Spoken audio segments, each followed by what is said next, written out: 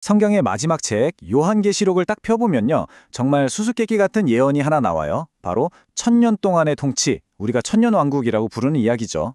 이게 대체 뭘까요? 오늘 이 오래된 신학적 암호를 한번 같이 풀어보자고요.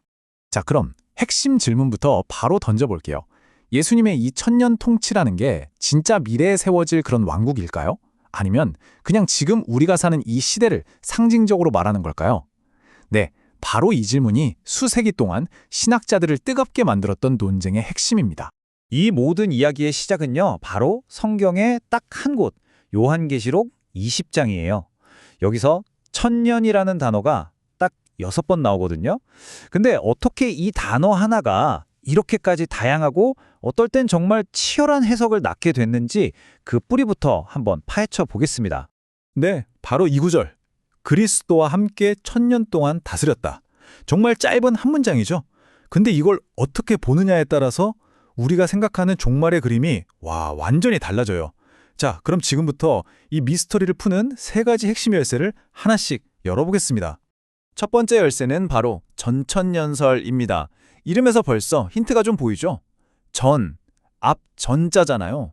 그러니까 뭔가 앞에 온다는 뜻인데 뭐가 뭐 앞에 온다는 걸까요?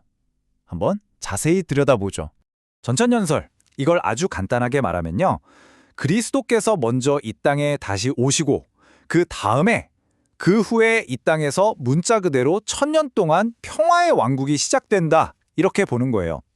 순서가 진짜 중요해요. 재림이 먼저, 그 다음에 천년왕국. 자, 이 타임라인을 보시면 아주 그냥 딱 떨어지죠? 지금 우리가 살고 있는 이 교회 시대가 끝나면 짠! 하고 그리스도께서 재림하시고 믿는 사람들이 부활해요.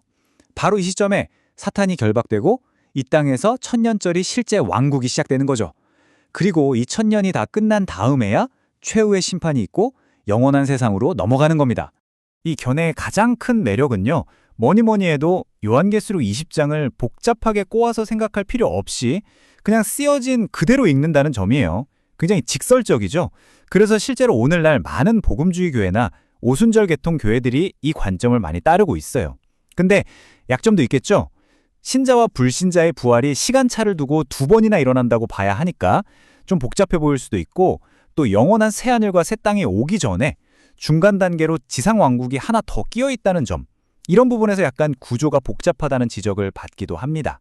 좋습니다. 첫 번째 열쇠를 봤으니 이제 두 번째 열쇠로 넘어가 볼까요? 바로 무천년설입니다. 근데 이게 없을 무자라서 천년왕국이 아예 없다는 뜻인가?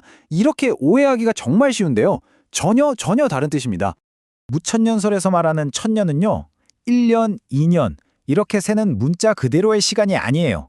그보다는 완전하고 충만한 기간을 나타내는 상징적인 숫자라고 보는 거죠. 그러니까 천년왕국은 미래에 올 어떤 왕국이 아니라 예수님이 부활하고 승천하신 그 순간부터 이미 시작돼서 바로 지금 이 순간까지도 계속되고 있는 영적인 통치다라고 보는 겁니다. 이렇게 지금 진행 중인 영적 왕국이라는 생각, 이거 어디서 많이 들어본 것 같지 않으세요? 바로 종교개혁가 장칼뱅의 신학에서 그 뿌리를 찾아볼 수 있어요. 칼뱅은 하나님의 나라가 우리 눈에 보이지는 않지만 교회를 통해서 지금 이 땅에서 아주 강력하게 역사하고 있다고 봤거든요. 이 해석이 나중에 많은 개혁주의 교회나 장로교회 전통에 정말 깊은 영향을 주게 되죠. 자, 이 타임라인 한번 보세요. 아까 봤던 전천년설이랑은 그림이 완전히 다르죠? 천년왕국이 바로 지금 우리가 사는 이 시대라는 거예요. 그리고 그리스도의 재림, 모든 사람의 부활, 최후의 심판, 이 모든 게 마지막 날에 그냥 한꺼번에 하나의 큰 사건으로 빵! 하고 일어나는 거죠. 구조가 굉장히 간결해요. 이 견해의 장점은 역시 심플함이죠. 종말에 일어날 복잡한 사건들을 하나의 정점으로 탁 모아서 아주 일관된 구조를 만들잖아요. 이렇게 명료하기 때문에 로마 카톨릭이나 루터교, 또 아까 말했던 개혁주의 교단들처럼 많은 역사적인 교단들이 공식적으로 이 입장을 지지하고 있습니다. 하지만 단점도 분명히 있어요. 계시록 20장을 문자 그대로 읽기보다는 좀 상징적으로 봐야 한다는 점. 그리고 세상에 이렇게 악이 판을 치는데 사탄이 결박되었다니 이게 무슨 말이냐? 이 부분을 설명하기가 좀 까다로울 수 있다는 거죠. 자, 이제 드디어 마지막 세 번째 열쇠입니다. 후천년설인데요. 이건 앞선 두 가지랑은 결이 또 완전히 달라요. 아주 독특하면서도 어떻게 보면 굉장히 낙관적인 관점입니다. 후천연설은 이런 거예요. 교회가 열심히 복음을 전파하고 사회에 좋은 영향을 끼치다 보면 이 세상이 점차적으로 점점 더 좋아져서 평화와 의가 넘치는 황금기, 바로 그게 천년왕국인데 그런 시대가 될 거라는 믿음이에요. 그리고 이 황금기가 완성된 후에 그리스도께서 재림하신다는 거죠. 이 타임라인을 보면 인류 역사가 점점 우상향 그래프를 그리는 것 같죠?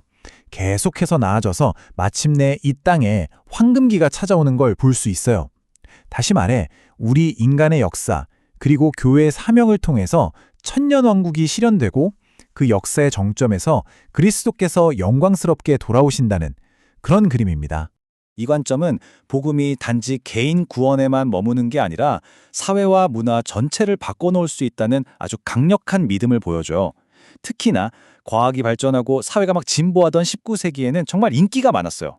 그런데 아시다시피 20세기에 들어서면서 두 번의 끔찍한 세계대전이 터지고 인류가 저지른 끔찍한 악과 비극들을 보면서 과연 역사가 계속 좋아지고 있는 게 맞나 하는 회의감이 들기 시작한 거죠. 그래서 지금은 이걸 믿는 사람이 많지는 않은 소수의 견해가 되었습니다.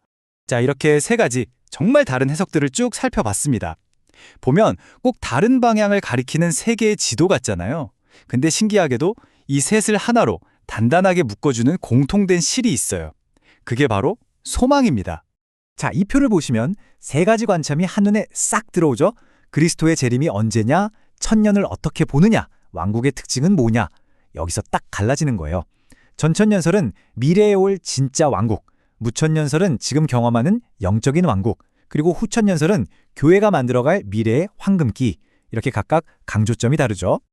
그리고 참고로 말씀드리면 오늘 우리가 주로 다룬 이 자료의 저자인 웨인 그루뎀은요, 개인적으로는 이 세 가지 중에서 역사적 전천년설이 성경 본문에 가장 충실한 해석이라고 결론을 내리고 있습니다.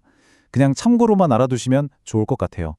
하지만 여러분, 이 차이점들보다 어쩌면 훨씬 더 중요한 게 있어요.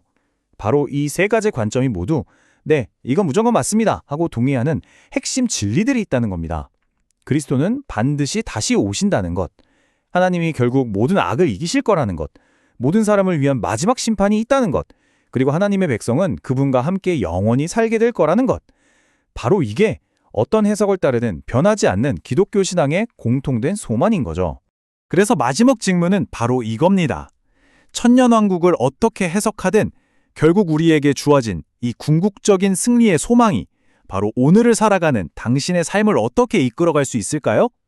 아마 이 신학적인 탐구가 우리 각자에게 던지는 가장 중요하고 또 실제적인 질문이 아닐까 싶습니다.